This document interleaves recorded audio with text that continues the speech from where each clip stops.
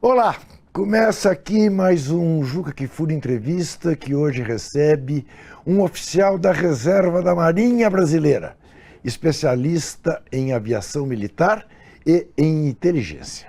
Um comandante que é uma das vozes mais respeitadas na análise estratégica militar brasileira e mundial, que traz um olhar refinado sobre os tabuleiros mais complexos da geopolítica global, num momento onde as disputas por hegemonia insistem em redesenhar fronteiras territoriais, econômicas, sociais, políticas e jurídicas. Tudo isso com extrema violência, principalmente agora no Oriente Médio, mas também no leste europeu e com menor visibilidade, mas não menos importante, no continente africano. O nosso convidado de hoje é o capitão de fragata da Reserva da Marinha do Brasil, comandante Robson Farinazzo. Comandante, seja muitíssimo bem-vindo. Muito obrigado. E você que nos vê, depois desta apresentação de tamanho especialista, eu vou lhe fazer a pergunta que as pessoas na rua fazem, para quem elas acham que é muito bem informado sobre este tema, que é o seu caso, não o meu. E que minha neta me fez agora, quando eu saí de casa e disse que vinha entrevistá-lo. A Terceira Guerra Mundial é inevitável?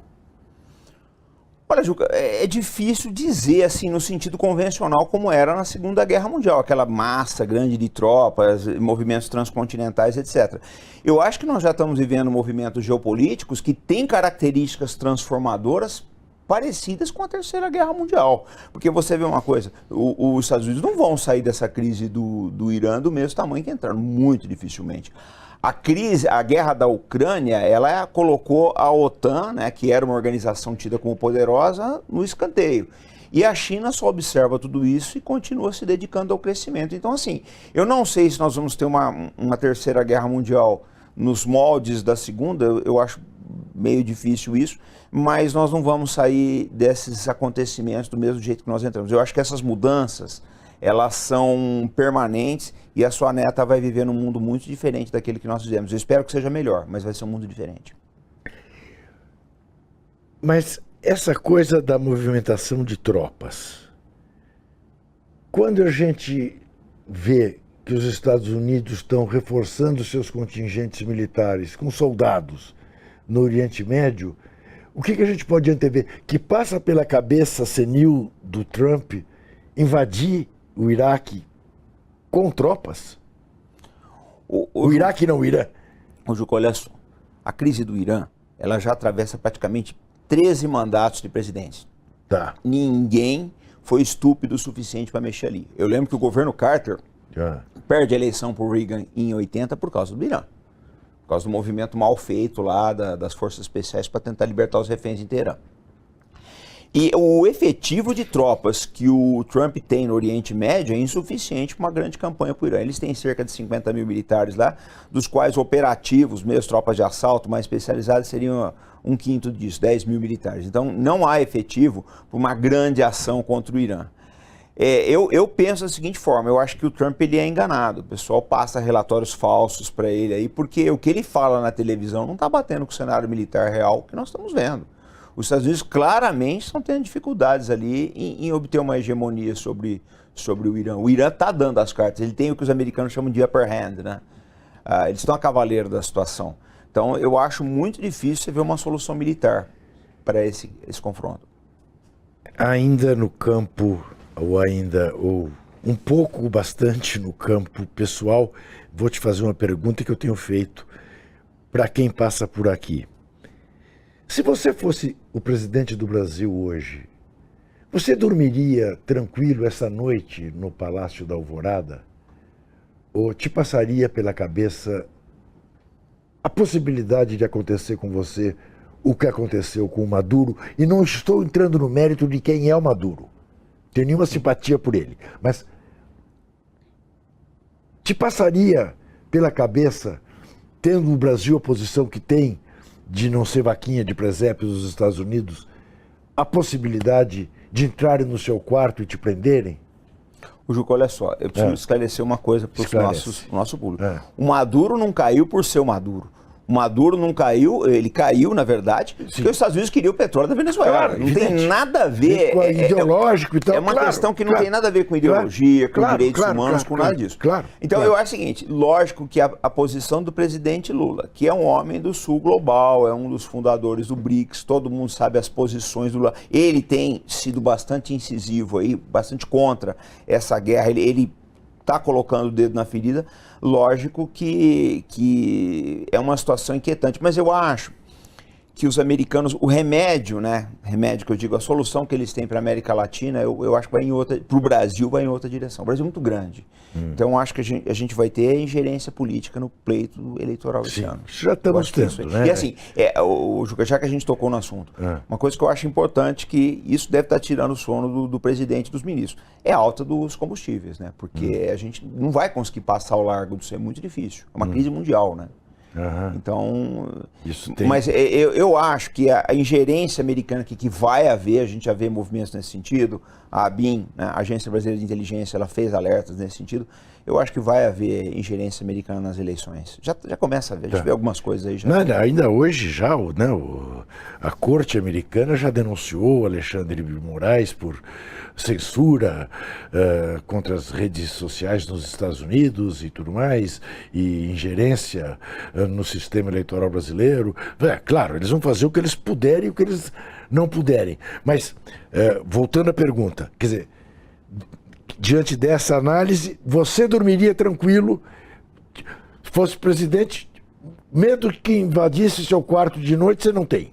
Não tem. Eu acho Juca, numa situação de desespero, eles fariam isso. De desespero, mas eu acho muito difícil, porque o método é outro. Você viu diversas ingerências americanas no processo democrático brasileiro, que nos atrapalharam bastante. Sem precisar fazer isso. Sem precisar fazer isso. A gente viu recentemente o Lava Jato. Sim, sem dúvida. A diplomacia, como a gente entendia até pouco tempo atrás, no panorama mundial, está enterrada? Não se trata mais disso?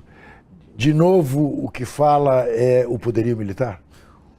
O Juca, olha só, os Estados Unidos nunca tiveram diplomacia. Eles tiveram, assim, eu digo, pessoas com visão, né, geopolítica, no caso do Henry Kissinger, na vida que você goste ou não goste dele, era um grande articulador. Mas diplomacia mesmo, nesse sentido que você pega e você acha escritos chineses de 3.000 anos atrás, tratados, os persas, hoje iranianos, eles têm acordo diplomático de mais de 2.000 anos. Os Estados Unidos não fazem diplomacia, é o carrot e o stick, né? A cenoura e o porrete, eles não fazem diplomacia. O que eu acho que está morrendo é a ordem jurídica. A ordem jurídica, eu acho o seguinte, que depois de Gaza, tudo é possível. Qualquer coisa que você pode pensar é possível depois do que aconteceu em Gaza e você não vê responsabilização nenhuma. Então, eu acho assim, por exemplo, eu estava vendo hoje de manhã o pessoal fazendo barulho muito grande na TV, na mídia mainstream, sobre bucha. Sim, mas só se fala de bucha. E Gaza? E as meninas que morreram na escola infantil do Irã? Então, nós temos vítimas, né, a gente é seletivo para quem é vítima, né?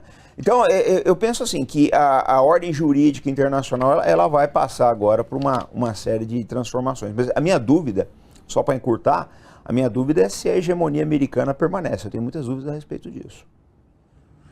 Porque você para pensar, quando essa crise que é desnecessária no Oriente Médio começou, havia ali você tinha aí uma navegação desimpedida no Estreito de Hormuz. Tudo indica que essa guerra vai acabar com o Estreito de Hormuz nas mãos do Irã, né?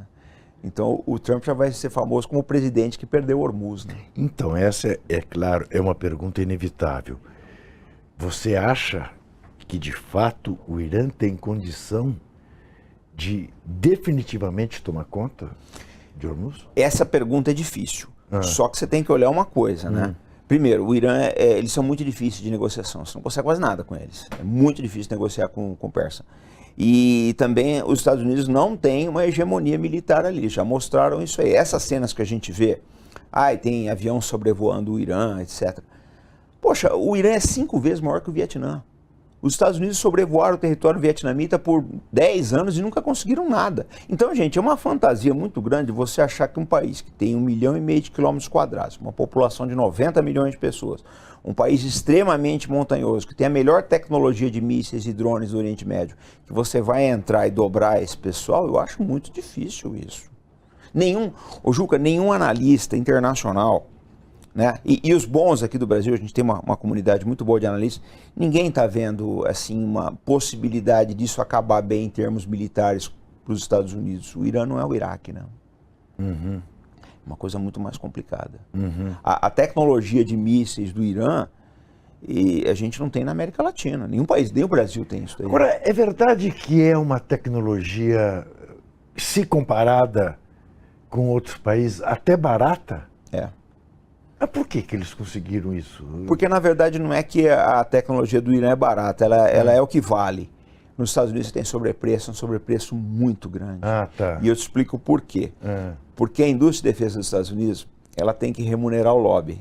Tá. Ela tem que pagar dividendos em Wall Street. Tá. Né? Ela tem que financiar campanhas. 13% do Congresso americano é formado por ex-militares. Quem é que pagou essas campanhas? São campanhas milionárias.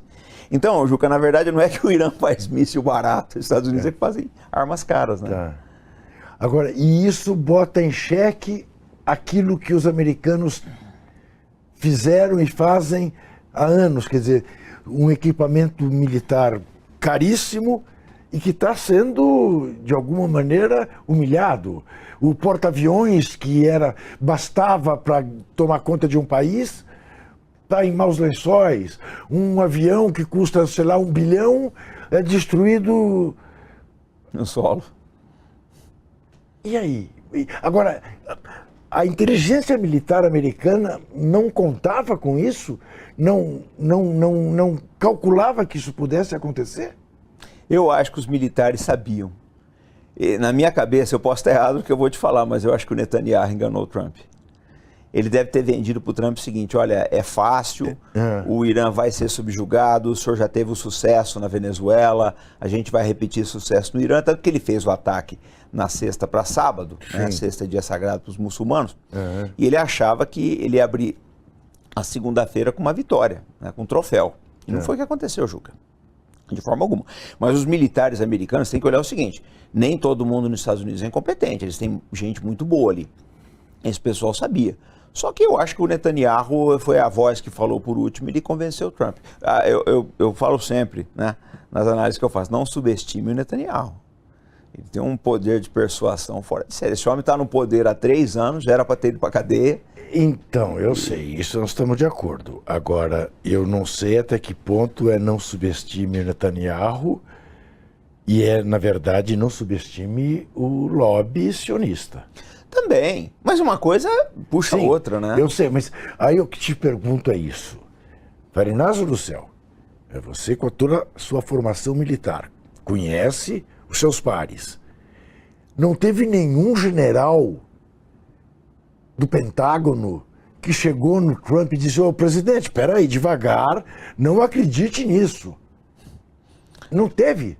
O Juca, em geral, presidentes não têm assessores militares, ele tem cortes, né? Porque você quer ver um negócio? Eu vou te contar uma história interessante.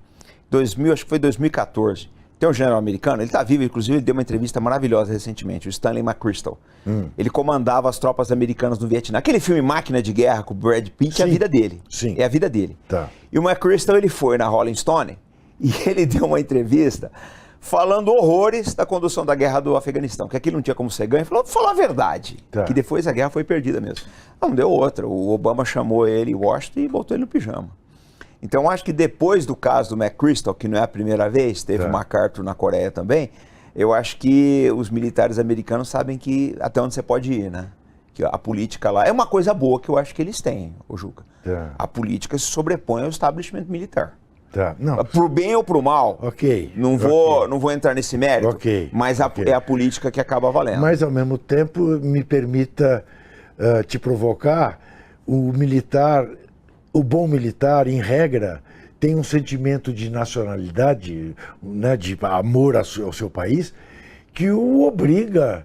eticamente, é dizer, o presidente, o senhor pode até me reformar, me mandar pôr o pijama, mas eu vou lhe dizer a verdade, não?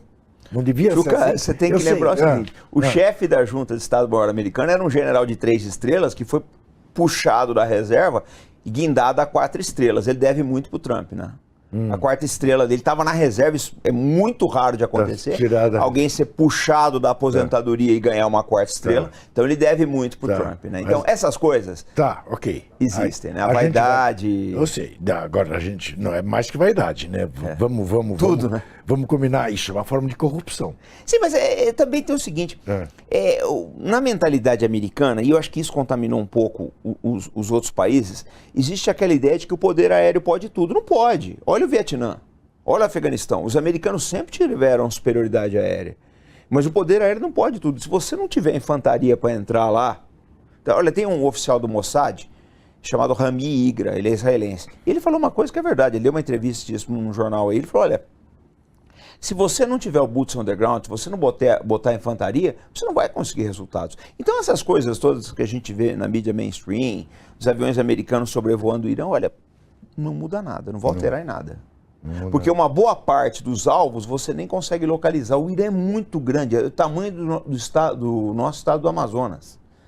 Você esconde armas lá onde você quiser, um território extremamente montanhoso. Eles têm uma habilidade que vem desde a antiguidade de cavar túneis, são excelentes cavadores de túneis, né? Tem uma tradição muito grande de engenharia. O Irã forma mais engenheiros que o Brasil. São engenheiros jovens, são engenheiros motivados, né? São engenheiros que amam o seu país e que pensam em soluções excelentes, como a gente tem visto. A gente vai fazer um rapidíssimo intervalo e volta em seguida com essa sumidade em matéria de guerra.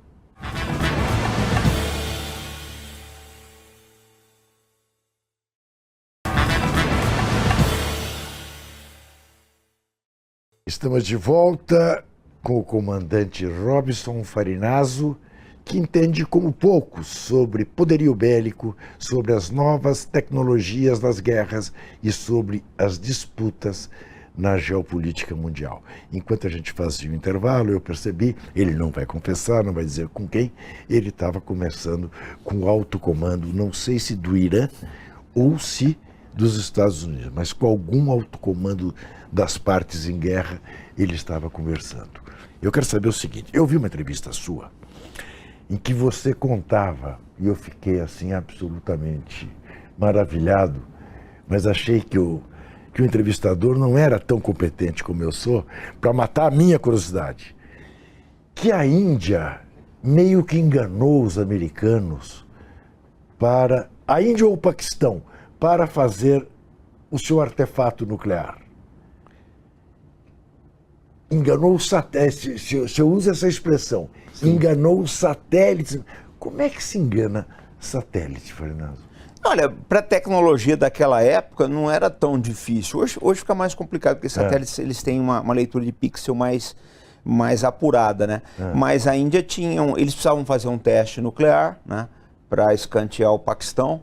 Então, o que eles fizeram? Eles levaram um batalhão de engenharia para o deserto e fizeram ali toda a camuflagem dos poços, trabalhavam muito à noite, né? Faziam estruturas falsas aí, e quando eles fizeram os testes nucleares já era um fato consolidado. Eles fizeram nas barbas dos satélites americanos do Serviço de Inteligência do Paquistão. Acho que era a Operação Pokhran, eu não lembro o nome agora, esqueci o nome. Foi acho que 95 ou 98. O Mandela quis fazer a mesma coisa e não foi bem sucedido?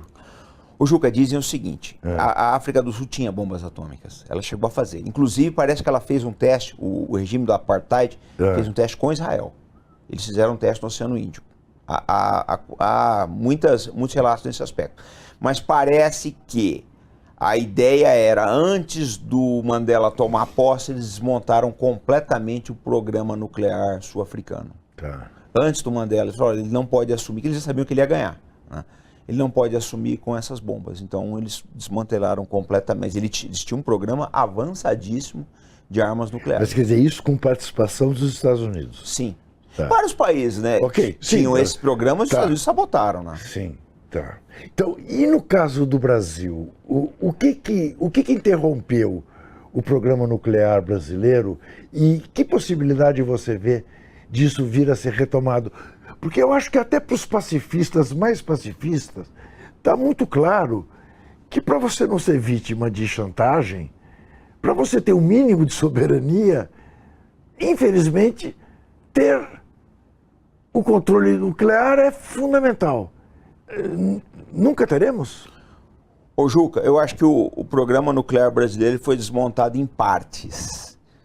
Você tem Ulisses, né? Deus o tenha, grande pessoa, grande democrata, mas ele cometeu um erro na Constituição brasileira, que é colocar aquela cláusula de uso de energia nuclear para fins pacíficos, etc. Ali foi um erro. Eu acho que erraram. Bom, depois você teve Fernando Collor de Mello, que fechou o campo de teste da base do Cachimbo, lá no sul do Pará. E você teve o Fernando Henrique Cardoso, né? De triste lembrança aí, que assinou o Tratado de Não Proliferação de Armas Nucleares. Então a gente veio escada abaixo. E agora o Brasil está nessa situação. E não é só o problema da bomba.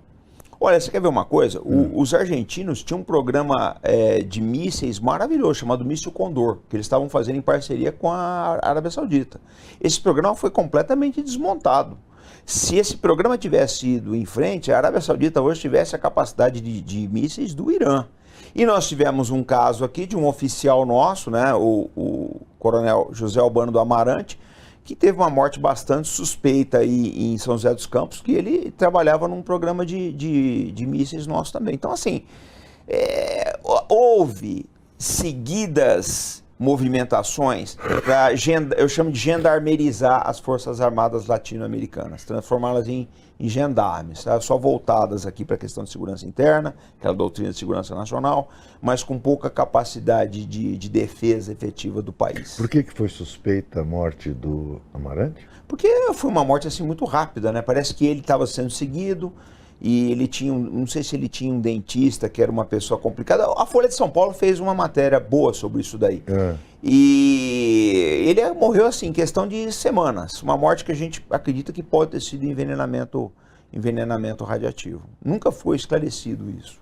Mas assim, todas as tentativas que o Brasil teve de avançar no campo militar, quando eu digo campo militar, gente, é defesa do país, é olhar para fora, né? Foram sabotadas. Você vê a morte da Ingesa, você vê o acidente em Alcântara, você vê o submarino nuclear que caminha a passos de tartaruga. E agora a gente fez uma pressão muito grande para a Vibraz não falir, né? A Vibraz ia quebrar. Que era praticamente a última linha de defesa da gente, a maior fábrica de mísseis e foguetes do hemisfério sul do planeta. Estava em situação quase falimentar. Então, assim, Juca, eu acho que a gente olha para a defesa com descaso muito grande, é uma coisa importante, porque se a gente quiser manter a nossa língua, os nossos costumes, a nossa democracia, a nossa cultura, a gente precisa se defender. Eu não estou falando aqui, gente, como... Não é o discurso militarista. Sim, eu tô é o entendendo. discurso de passar para as novas gerações aí um país defendido. Isso. Eu sempre cito a letra do Chico Buarque lá na música do Dom Quixote: quantas guerras terei de vencer por um pouco de paz. Estamos falando de uma questão de soberania nacional, né? Sim. Ponto. Não tem outra coisa. É isso. Agora, pelo andar da carruagem, o leigo não vislumbra que o Brasil possa retomar o seu projeto nuclear sem que haja uma comoção mundial contra daqueles 9 países que detêm, né, o controle. Juca, se você falasse isso para mim há alguns meses atrás, podia ser, mas o mundo está caminhando para outra. Você acha isso que eu quis explorar? Eu acho que a gente vai para isso, porque, por exemplo, você pega o caso do Irã, né? Por que o Irã não tem bomba atômica? Por causa do Khamenei. O Khamenei é muito demonizado no Ocidente, mas ele era uma pessoa, ele era contra as armas nucleares. Tem uma fatwa, que é um édito muçulmano de 2003 dele, proibindo. Ele era a favor de negociação do Ocidente. Eu acho engraçado o seguinte, se demoniza tanto uma pessoa que tinha uma visão de tentar conversar com o Ocidente. A mídia, principalmente a mídia brasileira, não conhece nada do Khamenei, não sabe nada. A mídia mainstream é completamente leiga a respeito disso. Agora, eu não sei como é que a geração nova de dirigentes do Irã vai enxergar isso daí, porque o Irã sem bomba atômica ele está numa situação difícil, né? E eu não duvido, porque eu acho difícil, o Juca, ver uma solução militar para o panorama defensivo do Irã. Eu acho que eu tenho muito receio dos Estados Unidos ou Israel apelarem para armas nucleares. Meu Deus. É muito difícil você tirar eles dali. Eles estão numa situação bastante... Estão encastelados ali, né? A esse ponto, agora, se fazem isso, qual seria a reação, por exemplo, que você imagina de países como a China, como a Rússia? Não, eu acho que a China e a Rússia interviriam. Mas aí você vai ver o seguinte, o Irã, mesmo com armas nucleares, você não vai destruir um país do tamanho do Irã. Eles têm condição de fazer as armas nucleares quando eles quiserem.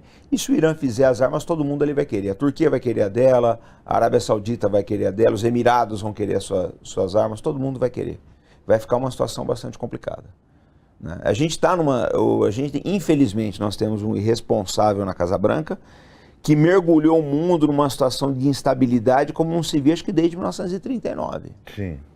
A situação é difícil, Juca, Sim. porque... Por isso que eu te perguntei, a primeira pergunta foi, porque a minha neta, dizia, ô vô, quando a Segunda Guerra estava para eclodir, também começou em pontos localizados, não é isso?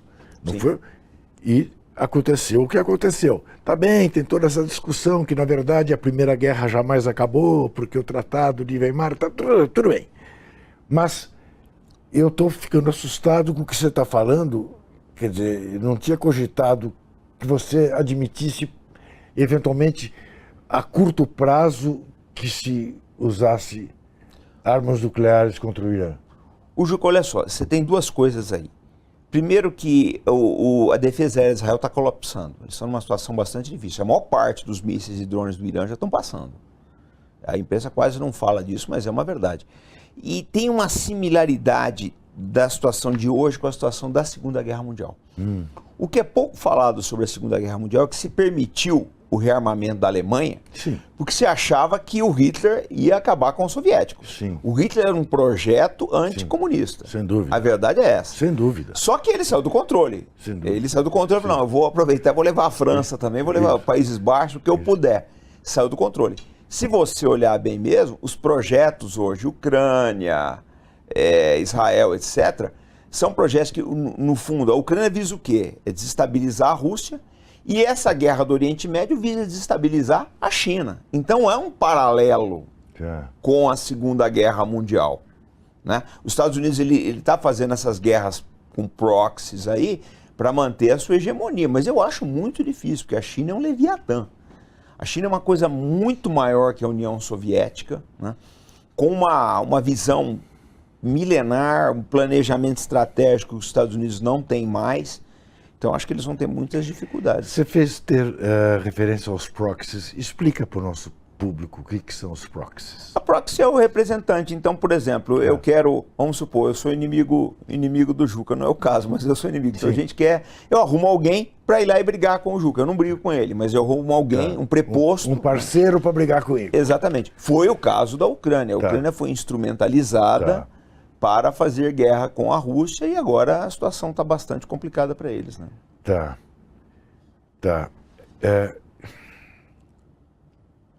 Eu quero dizer para vocês o seguinte. Quando o Farinazo entrou aqui, eu perguntei para ele se esse Farinazo, de alguma maneira, revelava um palmeirense com um sobrenome desse, Farinazo. E ele começou a me explicar que ele mora na Pompeia, que não há como ele não dizer que é palmeirense. E eu me preparei para perguntar a ele se um palmeirense e um corintiano, em abril de 2026, poderiam conversar civilizadamente ou se a nossa conversa ia acabar em tapas. Só que, apertado, ele revelou que ele é corintiano, mas que ele não pode dizer isso em público e que ele negará, porque senão ele não pode voltar para casa dele. Se eu falar que eu não sou corintiano, ele não me convida mais no programa, a gente não entra mais na TV. Não é verdade, eu achava que você era palmeirense. Aí te pergunto, eu tô neurótico ou eu tenho razão em estar preocupado que possa haver atos de terrorismo na Copa do Mundo nos Estados Unidos? Deixa o Canadá e o México de fora, mas nos Estados Unidos, podemos ter... Não é um lugar ideal para atos terroristas? O Juca, pode acontecer, mas está um pouco distante ainda. E você tem que olhar também que os Estados Unidos têm um problema sério de terrorismo doméstico, né? O problema deles aí de quantidade de maluco que entra no local e sai matando gente. Quase toda semana você tem atentados, principalmente em universidades lá. Então, isso é uma possibilidade real de acontecer. Mas assim...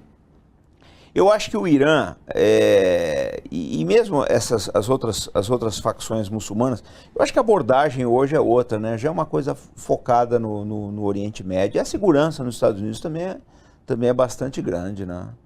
Eu acho que...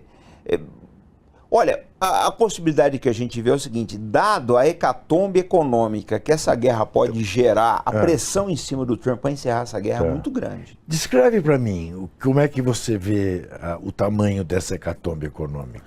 Se a gente tiver, por exemplo, um barril de petróleo a $200, como é que vai ficar o transporte, né? Transporte de mercadorias, transporte público. Se a gente tiver Hormuz relativamente fechado mesmo, a situação dos fertilizantes pode complicar. Uma outra coisa, hélio. Eles fabricavam muito hélio ali, se produzia muito hélio ali, que é necessário para várias cadeias da indústria de transformação que não estão chegando aos fabricantes. Então a gente pode ter um problema, porque hoje a verdade é uma só. Nós temos um mundo que ele está muito conectado. Então qualquer guerra, qualquer conflito vai atrapalhar alguém de alguma forma. Você lembra quando começou a guerra na Ucrânia, o Brasil precisou apelar para a Rússia para manter os fertilizantes. O que também é um absurdo, um país que nem o nosso não ter a quantidade de refinarias necessárias de fábrica de fertilizantes. O Juca, a guerra já dura 4 anos. Sim. Estava na hora já, né, da gente começar a olhar para um projeto estratégico do Brasil. Não estou dizendo que a culpa é de fulano, de Beltrano, nada disso. Mas a gente, como sociedade, começar a pensar nisso aí. Então, a gente pode ter um problema muito sério. Já tem países que estão racionando. Sim. Agora, os Estados Unidos em si se garantiram com a Venezuela, ou não? Não. Não? Não, porque é o seguinte, primeiro que a produção de petróleo da Venezuela ainda é incipiente, porque o parque petrolífero estava bastante degradado. Segundo, você tem que olhar uma coisa que é muito importante. Os Estados Unidos são autossuficientes em petróleo? São. É uma verdade, eles são autossuficientes. Só que a extração de petróleo lá é privada.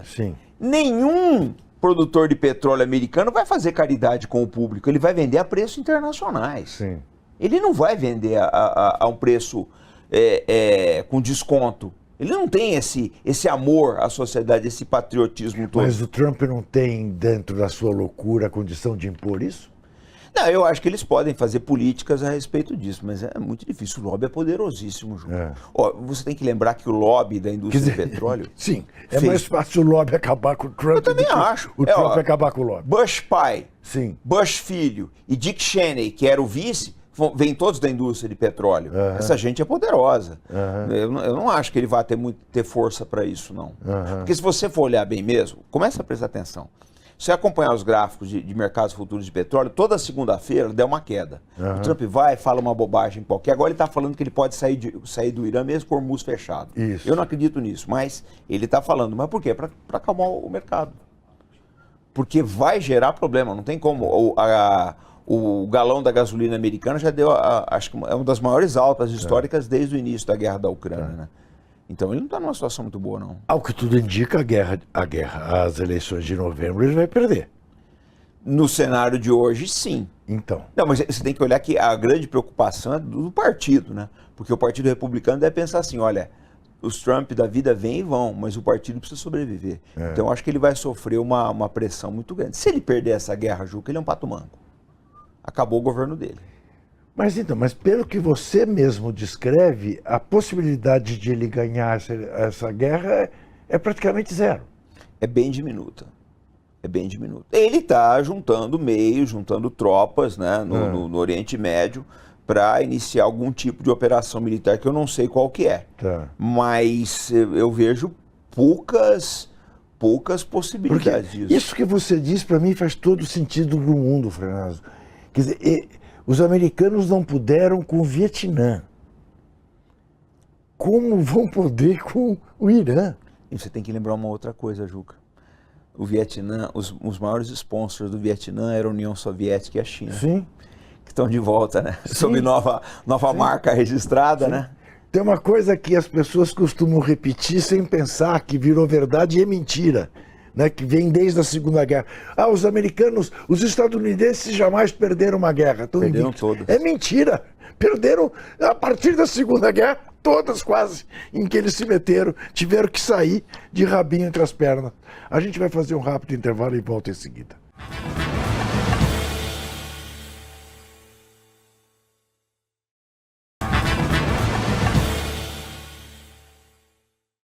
Estamos de volta, hoje conversando com um especialista em estratégias e equipamentos de guerra, um defensor da soberania nacional diante das pressões do sistema internacional, o capitão de fragata da Reserva da Marinha Brasileira, o comandante Robson Farinazzo, que apesar do Farinazzo, é corintiano. Você que mora na Pompeia, saiba disso. Quando você vir esse cidadão elegante, grisalho, passeando, indo à padaria, não acredite se ele disser para você que ele é palmeirense. Ele é corintiano.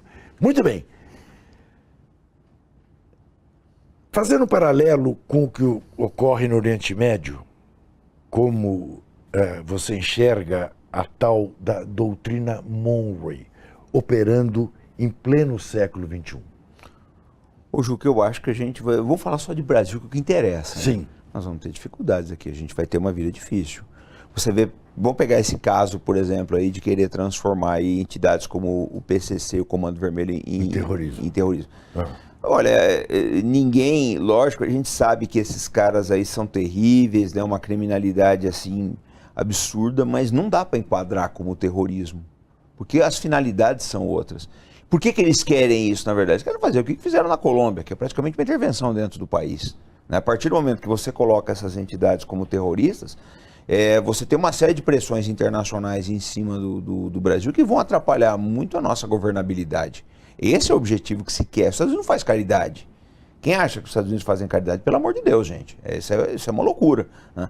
Então, eu estou muito preocupado com relação a isso, Juca, com o que a gente vai viver com as pressões. Porque a tendência é os Estados Unidos precisarem voltar as atenções para a América Latina. A situação no Oriente Médio para eles está muito difícil.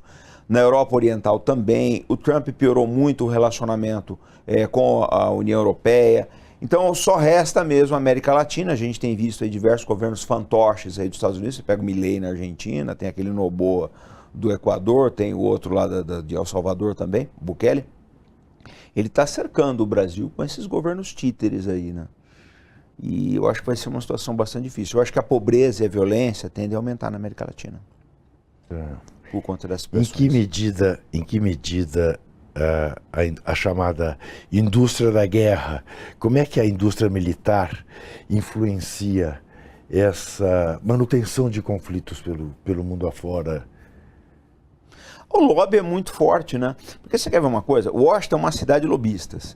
Você tem 6 mil lobistas em Washington. Desses 6 mil, metade é do setor agrícola e a outra metade é da defesa. É uma verdade. Então, você tem um problema. Isso não sou eu que estou falando. Quem quiser procura aí. Tem um programa da 60 Minutes muito bom sobre a corrupção do Pentágono. O que essa gente faz, na verdade? Eles elegem congressistas que vêm das Forças Armadas, senadores e deputados. E essa gente, uma vez... Que porcentagem você falou? 13%. 13% do Congresso americano é formado por militares. É um número muito alto, Juca. Tá. Porque você tem que olhar uma coisa. Você pega um major que voltou do Vietnã. Esse cara não ganha o suficiente para fazer uma campanha para deputado. Alguém bancou a campanha dele. Só que quando ele chegar lá, ele vai defender esses projetos. Claro. Então, o que acontece? Essa indústria, ela vive disso, né? Porque uma das grandes vítimas da indústria de defesa americana é o próprio consumidor, o próprio... contribuinte americano. Você quer ver uma coisa, Ju, que pouca gente sabe? Todo ano, mais de 1 milhão de americanos cruzam a fronteira do México em busca de tratamento dentário. Porque é mais barato. O Jamil Chad contou que ele teve um problema, há pouco tempo atrás ele contou que ele teve um problema de pedra de rim. foi para um hospital americano, ficou metade do dia lá, depois ele acabou saindo, porque expeliu a pedra, e ele tinha seguro, né? Seguro de saúde, não tem problema. Mas ele viu a conta, $48 mil. Eu vi um caso... mais de R$200 mil para expelir uma pedra no rim. Então, mas dinheiro para defesa tem, né? Dinheiro para cuidar da sociedade não tem. Dinheiro para defesa tem. Você quer ver? Eu vou te contar uma coisa interessante. Tem uma empresa sul-coreana que está se instalando na Filadélfia e eles começaram a contratar americanos para trabalhar no fabrico de navios. E é um trabalho insalubre, porque é solda, é muito barulhento, é cheio de acidente, no inverno é terrível ali, o frio, etc. Aí eles entrevistaram uma mocinha, de uns 30 e poucos anos, que ela era babá. De babá a soldadora. Vai vendo. De babá a soldadora em arsenal, em estaleiro. Aí a moça perguntou para ela, vem cá, mas o que mais te atrai nesse emprego? Porque é uma coisa meio diferente, né? Você era babá de crianças e agora você está trabalhando como soldadora no estaleiro. Ela falou, não, aqui os coreanos pagam o seguro-saúde. Olha só, de babá, soldadora, principal atrativo do emprego, o seguro-saúde. Então assim, ô Juca, o americano médio, ele é vítima também desse sistema, não é só as guerras que eles fazem mundo afora, é um país que gasta $1 trilhão com arma todo ano, e você vê o americano preocupado com plano de saúde, indo fazer tratamento dentário no México, agora está tendo uma crise de sarampo nos Estados Unidos, pouca gente fala disso. Mas, no entanto, reconduziram o Trump à presidência da República. Mas eu acho que é uma democracia que já está... Ele envelheceu mal, sabe? Sucateou. Eu acho, porque você quer ver uma coisa? O poder econômico ali, Wall Street, as 4 grandes Big Techs, né? E mais a indústria de defesa, eles que fazem o presidente hoje em dia. Quanto é que custa uma campanha para presidente? A do Trump acho que foi mais de $500 milhões. Sim. Então, o Juca, quando você tem um candidato que ele chega no poder com $500 milhões, ele já está afastado daquele pessoal do Delta do Mississippi, que é o campeão de pobreza americano. Sim. Em que medida, Farinazo, ainda a intervenção política substituirá a ação armada? O lawfare que a gente viu, como viu aqui no Brasil, que redundou no Bolsonaro, você acha que, ao mesmo tempo em que a gente corre esses riscos da violência da guerra, a gente vai ter que enfrentar a sofisticação da intervenção política da pior maneira possível, mas de qualquer forma política, com mãos de luva, mesmo que sejam luvas de boxe? Ô Juca, não existe fascismo sem imprensa. Se você pegar todos os golpes que nós tivemos no Brasil, pega a morte do Getúlio em 54, vai ver onde estavam os jornais. Sim, senhor. Derrubada do Jango em 64, onde estavam os jornais. Lava Jato, onde estavam os jornais. Sim, então, é só você olhar a imprensa mainstream, você sabe para onde o país está indo.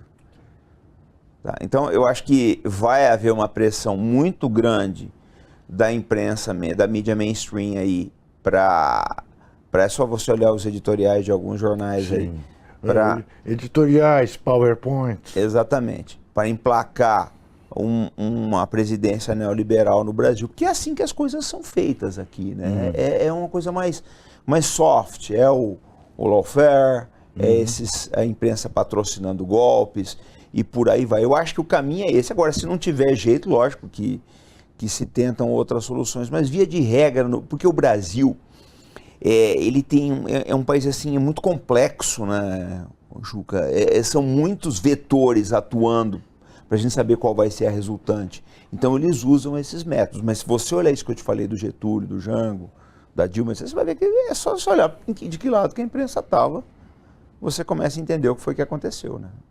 Um especialista em guerra, como você, necessariamente tem que ser também um estudioso da política institucional? O Juca, a guerra sempre serve à política, né? Ela tá sempre. Então você tem que entender como é que funcionam os meandros políticos. Mas eu acho que o mais importante é o seguinte: se você quiser fazer um trabalho de analista militar, você tem que conhecer a natureza humana. Porque as guerras, elas sempre têm esse componente da natureza humana. Você quer ver um negócio? O pessoal não entende porque que a guerra entre a Rússia e a Ucrânia está durando tanto. Eu estive na Rússia ano passado. Eu saí para jantar com um casal russo de amigos meus, a gente estava conversando. Eu falei, como é que vocês veem a guerra? Ele falou, olha, para a gente é uma tragédia, porque todo mundo aqui tem parente na Ucrânia. Então, você vê que essa mentalidade da sociedade, ela acaba moldando todo o universo da guerra. Não é pura e simplesmente o conflito em si. As relações dentro da Rússia com a Ucrânia são complexas. São muito complexas. Aquilo foi um país só durante muito tempo. Então, eu acho que a gente tem que entender a natureza humana, né? E entender, lógico, que a guerra, ela vive para servir a política. Sim, mas para alguém, para um profissional como você, alguém com a sua formação, quando você olha, por exemplo, brasileiros fora do Brasil pressionando uma nação como os Estados Unidos a sabotar o que acontece no Brasil, a sobretaxar os produtos brasileiros. Como é que alguém com a tua formação, um defensor da soberania nacional, olha para isso e fala, enfim, e vê o resultado que deu disso em 2018? Como é que foi você, dentro da Marinha, de alguma maneira assistir esse processo? Ô Juca, sabe o que eu acho? É que dentro das Forças Armadas a gente não percebe isso. Eu acho que o que falta, e aí eu vou dizer uma coisa que é importante falar. Eu acho que a culpa, em parte disso, é da esquerda. A esquerda tem que conversar com os militares. Porque já passou da hora de fazer simpósio alertando para os problemas de soberania, que a gente não vê. Você não vê simpósio alertando, você não vê. Olha, quando você conversa com um militar russo, com um militar iraniano, com chinês não, porque ele não conversa, né? Tem esse problema. O militar chinês não conversa com ninguém. Mas quando você conversa com o militar da Rússia, do Irã, esses caras têm uma visão muito clara dos interesses externos no país dele. Aqui no Brasil a gente não tem muito, não. Eu acho que a gente não tem. Eu não tinha quando eu estava na caserna. Eu fui ver isso aqui fora. É mesmo? Outro dia alguém falou assim, Robson, mas... como é que é? As tuas posições tal, mas todo mundo lá era assim. Todo mundo, a formação é a mesma de todo mundo, meu amigo. Se vocês que têm uma visão progressista não conversarem com os militares, não esclarecerem isso, não vai adiantar nada, Juca. As coisas não vão mudar. É um problema, eu falo essas coisas, não fiquem chateados quem está assistindo. Não, acho muito bom. A minha visão política do Brasil é o seguinte, eu acho que a direita não tem autocrítica, a esquerda não tem autocrítica, a direita nem sabe o que é isso. A direita nunca ouviu falar em autocrítica, mas a esquerda não tem. Ela tem que ter uma autocrítica para olhar o que aconteceu na Lava Jato e não repetir esses erros. Porque já tem gente caminhando para cometer certos erros, você sabe do que eu estou falando. Sem dúvida nenhuma. Então, eu penso da seguinte forma, o que precisa? É um outro problema da esquerda, é o pensamento mágico. É o pensamento mágico, ela entende uma certa alienação dos militares, mas ela acha que pelo pensamento mágico aquilo vai mudar sozinho. Não vai. Se você não fizer simpósios, se você não fizer palestras, se você não convidar essas pessoas para conversar, é o que nós estamos fazendo. Sim. A gente faz muito isso aí, eu falo com outros veículos, vocês têm que trazer os militares para conversar, porque nessa troca de ideias, eu acho que todo mundo vai ganhar. Eu acho que é preciso conscientizar a caserna dos perigos, né, que cercam o Brasil para os militares não serem usados como já foram algumas vezes. Um cara como você, que tem a influência que você tem hoje, né, que é ouvido. Por exemplo, a caserna te chama para conversar?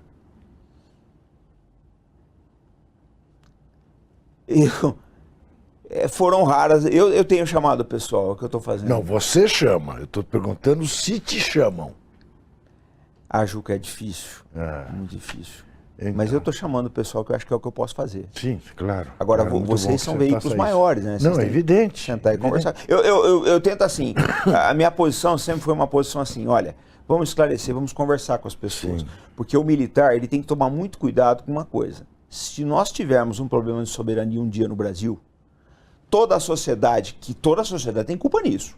Tá? Claro. A política tem, a imprensa tem, a diplomacia tem, mas a culpa vai cair no colo dos militares. Sem Todo dúvida. mundo vai, não, foram vocês que erraram. Sem dúvida. E na verdade não erraram Sem sozinhos. Então uma coisa que eu tento alertar sempre os meus colegas, olha, vocês têm que olhar, a gente tem que começar a planejar para o futuro, porque se um dia tiver um problema de soberania, vão culpar os militares.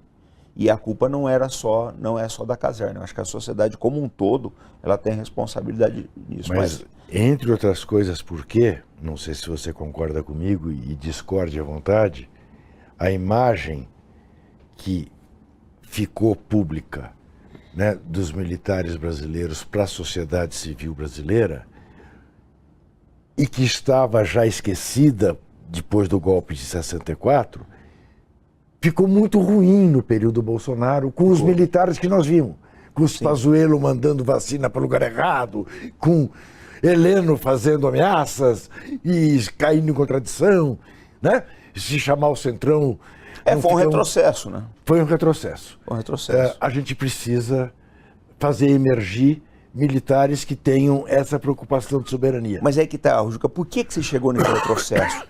Por que o olavismo, etc., ele teve tanta força junto aos militares? Exatamente por omissão da esquerda. É uma verdade, o pessoal não conversa. É muito bom. E se não conversar, não vai adiantar nada. E olha, outra coisa que eu falo para vocês, não adianta conversar com o ressentido. O ressentido vai falar sempre a mesma coisa. O ressentido da caserna, você tem que falar para as pessoas que têm consciência, que amam o Brasil e querem mudar isso aí. É isso. Eu acho que é o que precisa ser feito. Agora, eu sempre falo eu repito essa frase que vai ser o meu epitáfio, né? A esquerda não tem autocrítica, a direita nem sabe o que é isso. Se a esquerda não fizer uma autocrítica... Você tem razão. Esse é o epitáfio dele. O meu você conhece qual é? Anos, né? Desesperar jamais. Mas, infelizmente, o nosso programa está chegando ao fim. Eu quero te agradecer aos nossos telespectadores e internautas. Lembrar que tem Juca Kfouri entrevista toda quinta-feira, às 9 da noite, aqui na TVT de São Paulo, canal 44.1. Agora também é possível sintonizar a TVT na Parabólica Digital, pelo canal 555 em todo o Brasil. Estamos ainda na TV da Bahia, na TV Quirimurê, que nos retransmite com alcance em toda a região metropolitana da capital baiana e na TV Maricá do Rio de Janeiro. Na internet, qualquer hora, em qualquer dia, em qualquer lugar. Até semana que vem. E lembre-se, 2026 tem eleição. Vote bem, vote num democrata.